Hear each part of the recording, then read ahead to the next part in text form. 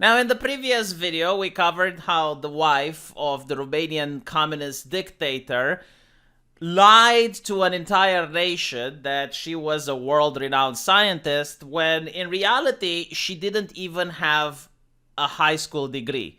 She only spent 4 of her years into schools. And a lot of people just don't understand how much communist governments lied to their own people. In order to explain it, I guess the way I would reach a left-leaning person would give him an analogy. You know how anti-racists in the West think that there is systemic racism in the United States? And if you actually read their literature, it's kind of like all white people are conspiring together without even talking to each other, but they're conspiring together to create this system of racism. And racism is even more worse than it used to be in present day because now it is hidden. It is in a subterfuge. It's like today's racists even have slurs that you don't even know about they exist because they hide them so well, but they're even worse than they used to be, right? So the idea of systemic racism, okay, like apply that concept to systemic lying. That's how communist governments would operate. Everyone was lying to everyone else. And it was so ingrained, it's very difficult to even imagine. So the first example, as I mentioned in the previous video, was the wife of the communist dictator who was telling people that she is responsible for every single invention within Romania. So obviously everyone knew that everyone else knew that she is lying, and she probably knew that people know that everyone knows that she is lying. So the question is, why did they do it? Why did they kept up the charade? And to answer this is to show who is obedient. So any institution or any professor that didn't go along with the lie meant that they were a problem. Because if they don't go along with this lie, what other lies are they going along with? And the most important thing, what most of these dictatorial regimes want, wasn't just to convince people that they need to shut up. It wasn't just to normalize censorship. It was also to normalize you saying the lie. So they would win when you repeated the lie. Like when you knew that the wife of the dear leader isn't some world-renowned scientist, but you would tell it to another person, that's when the dictator smiled. That's what pleased him the most. To see that not only do you know that is not true, but you also repeat it. And there were ways that they actually enforced this to make sure that everyone is repeating the lie. For example, let's say you would complain about the shortages. You would complain about the economic situation in Romania, and the secret police heard about what you said. So they would invite you to have a conversation, and within that conversation, they would tell you that you violated some law and you now have a choice. You could either go to jail or you could work for them as an informant. So if you work for them as an informant, what they did was they would send you back to your workplace and they would tell you to say that Ilana Ceausescu is actually very stupid and she doesn't have any degrees. So you'd go at your workplace and you'd say that, and then the secret police would notice how many people actually go to report you. And if a person didn't report you, then that person would get in trouble. Usually they would have their communist membership card revoked, which was pretty much the same as getting canceled back then. So you wouldn't go to prison, they would just revoke your communist membership card.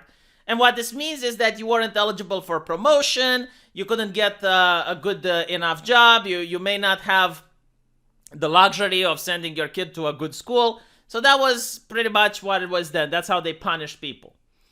But another way they punished people was that usually the lies that they were making were so exaggerated and so outlandish that if you said the truth, no one would believe you.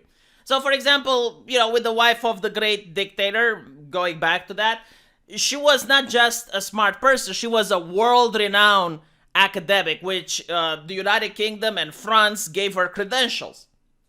So if what you were saying was true, like if you said that she's actually a dumb person, not only do you need to think that there is this grand overarching conspiracy within Romania where all the institutions are in on it, but the international scene is in on it as well. Right? So you must be a crazy person, which is why they actually used punitive psychiatry. You can actually find this on Wikipedia. Punitive psychiatry was used a lot in the Soviet Union, and it was to deal with dangerous and harmful misinformation. People who are spewing dangerous and harmful misinformation require treatment because they're a danger for themselves and others. So they could actually be sent to a psychiatric ward without any due process. They couldn't appeal. They couldn't do anything. So they were just locked away into a mental house where you would never hear from them again. And if anyone tried to read what those people wrote, like if it was a famous journalist or a book author, and you would read their writings, it's like, be very careful because you might get crazy as well. Reading what a crazy person has said, they even had a word for it. It was moral contagion. Yes, that's how they called it, moral contagion. Like you're reading something from an immoral person, and now you can be immoral as well because his ideas are contagious. So now you're suffering as well. So you need to be locked up for the safety of the communities to stop the moral contagion.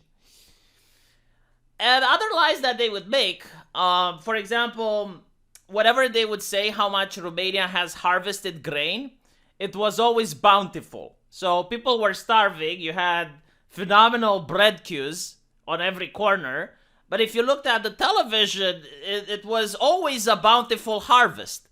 And it wasn't just that the harvest was so bountiful, but if you actually crunched the numbers and you tried to figure out how much arable land Romania is having and how much you can harvest per square of land, you would reach with the conclusion that Romania is also farming into the heartlands of Poland.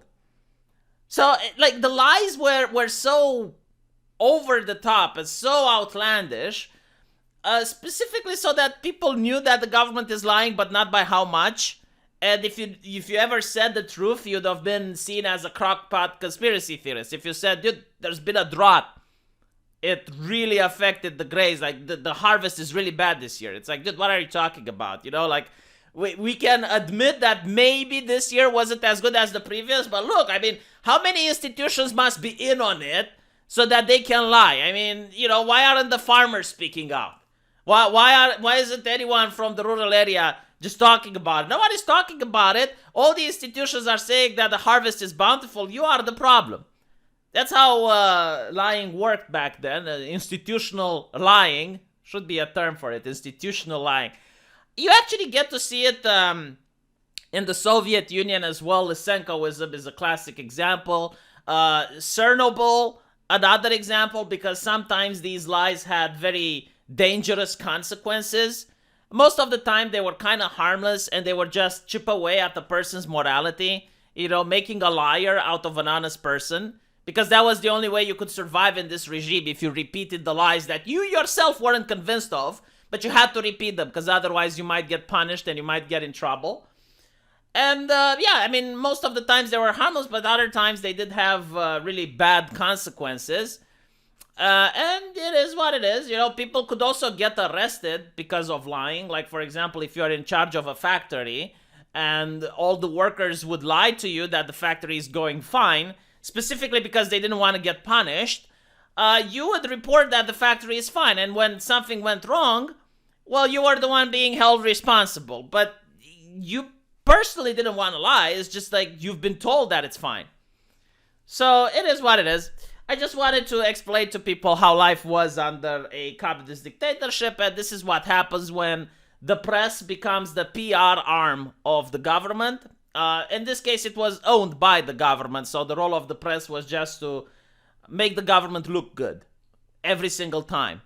It's kind of like the government is a corporation and the press is the PR arm of the corporation. Like, you're never going to have the PR lady of Coca-Cola talk shit about Coca-Cola, right? Because that's not what she's paid to do. She is paid by the government in order to promote Coca-Cola. So yeah, let me know what you guys think in the comment section. Don't forget to watch my previous video. You're probably going to enjoy it. And I'll see you guys there. Take care.